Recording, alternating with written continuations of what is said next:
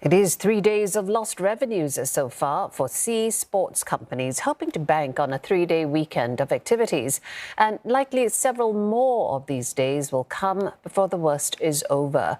Beaches at East Coast Park and Sentosa remain out of bounds, but some companies further away haven't been spared. Here's Nicolas on the impact the oil spill is having on livelihoods.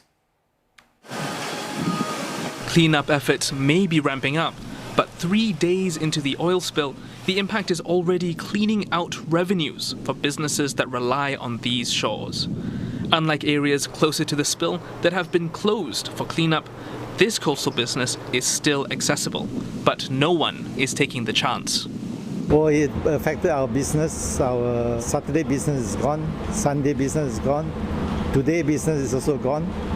So it affected our income for this week, for this weekend, which is a long weekend, which most of our business income come from during this period. His business was hosting a weekly race in the water when the oil spill arrived, staining their equipment and getting on their clothes. It took hours to scrub the oil off, an experience that no one wants to repeat. It's a public holiday, the sun is out, and the wind is just right. On a day like this, the waters around this area ought to be filled with people sailing, windsurfing and wing gliding.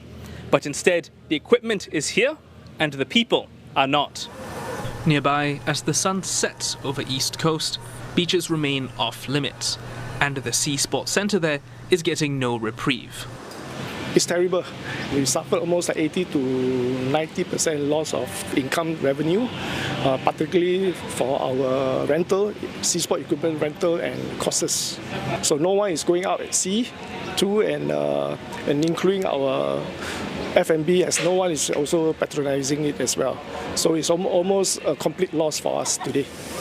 The spill's effects continue to be felt across the island, beyond the oil-stained beaches at East Coast Park and tourist destinations in Sentosa. Already 3 days of business lost, these companies are worried about when they can open doors again and how the government can help them recover.